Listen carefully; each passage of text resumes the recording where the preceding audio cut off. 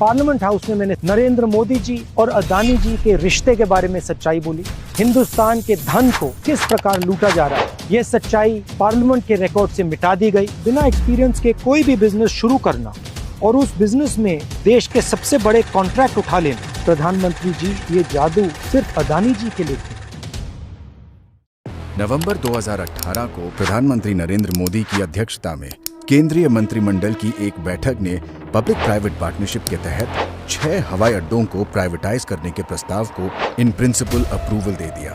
फरवरी 2019 में सरकार के नजदीकी अडानी समूह को पीपीपी मॉडल के तहत लखनऊ, तिरुवनंतपुरम, जयपुर, अहमदाबाद, मैंगलोर और गुवाहाटी में 6 हवाई अड्डों के विकास, संचालन और रखरखाव का कॉन्ट्रैक्ट मिल गया। ये खबर ध्यान देने वाली इसीलिए है क्योंकि अडानी समूह के पास हवाई अड्डों के संचालन या प्रबंधन का कोई पिछला अनुभव था ही नहीं। ये कहानी मित्र काल के कब्जे राज की है।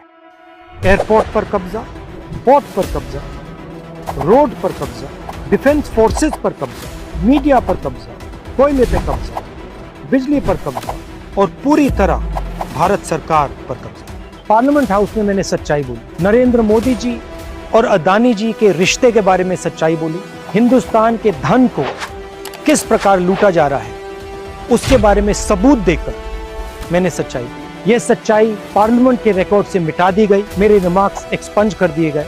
ये देखिए रिश्ता। माने सर पोस्टर प्लीज, पोस्टर नहीं, फोटो है सर, वो पोस्टर नहीं है। इसके बारे में मीडिया में कुछ नहीं आया, मीडिया ने कुछ नहीं बोला और जो सवाल मैंने प्रधानमंत्री जी से पूछे, सबूत देकर पूछे, उनका जवाब नरेंद्र मोदी जी ने नहीं दिया। एयरपोर्ट उद्योग इस देश का सनराइज इंडस्ट्री है। हमारी राष्ट्रीय सुरक्षा की दृष्टि से एक बहुत ही महत्वपूर्ण उद्योग है। देश के हवाई अड्डों पर नियंत्रण का अर्थ है देश के संसाधनों के एक बड़े हिस्से पर नियंत्रण। ये है एयरपोर्ट्स का अदानी द्वारा असली कब्जा।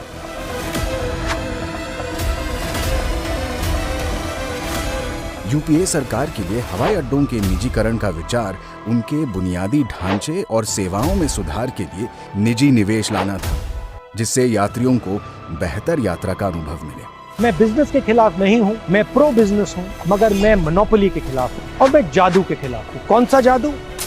609 से 2 का जादू, 4 से 14 का जादू, 0 से 6 का जादू। वो कहते हैं ना, हर किसी को मुकम्मल जहां नहीं मिलता, ये प्रधानमंत्री के फेवरेट मित्र पर लागू नहीं होता। उन्हें जमीन, समुद्र, आसमां सब कुछ है मिलता। एक व्यक्ति जिसने एयरपोर्ट कभी नहीं चलाया, जो एयरपोर्ट बिजनेस को समझता ही नहीं है, उसको हिंदुस्तान के सबसे प्रॉफिटेबल एयरपोर्ट पकड़ा दिए गए।